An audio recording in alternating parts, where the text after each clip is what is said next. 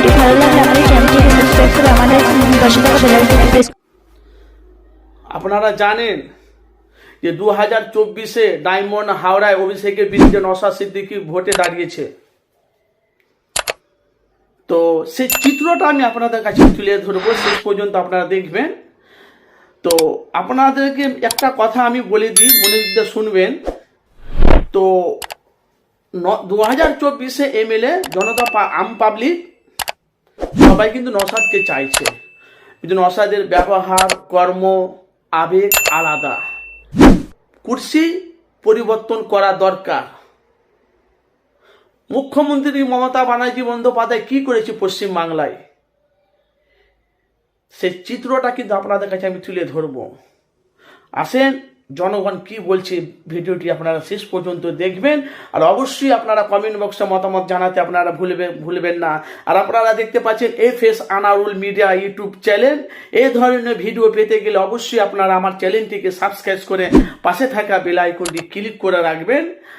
আসেন আমার সেই ভিডিওটি আপনারা দেখুন, আর অবশ্যই আপনারা আমার চ্যানেলটিকে চোখ রাখবেন। ভাইজান আসসালামু আলাইকুম। ওয়ালাইকুম আসসালাম।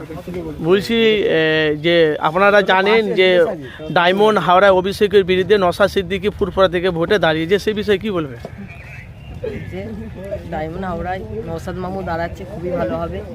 কেন এখন যে জালিম সব বার হয়েছে, মানুষ তো সব মেরে দিচ্ছে, এ করে দিচ্ছে, সব কেটে দিচ্ছে। হ্যাঁ হ্যাঁ এখন আমরা সবাই চাই, আমরা এখন বাচ্চা মানুষ, আমাদের কিছু এখন হয়নি। হ্যাঁ হ্যাঁ আমাদের এখন 18 বছর বয়স হয়নি, তবুও বলছি এই কত লোক কাঁদছে, হ্যাঁ হ্যাঁ খাওয়া খেতে পাচ্ছে না, শুতে পাচ্ছে না, সে জ্বালায় কত এই শীতকালে হ্যাঁ। কত মানুষ কাঁদছে।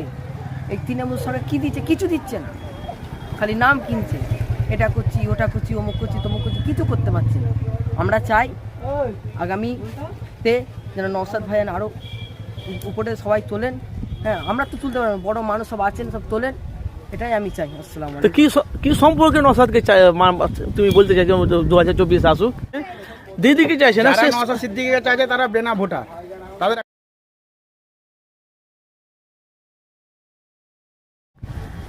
ওনার যে এত তো এমএলএ আছে, হ্যাঁ হ্যাঁ এত এমপি আছে, হ্যাঁ। ওনার মতো কেউ উনি মানে নিজের ভারী তুনি নিজে দেখেন। ও, উনি তো এত বড় একটু দাদা পিসাবের লাঠি, উনি তো পারলে কোটি কোটি টাকার মালিক, কেন আমাদের দিকে কেন আসছে?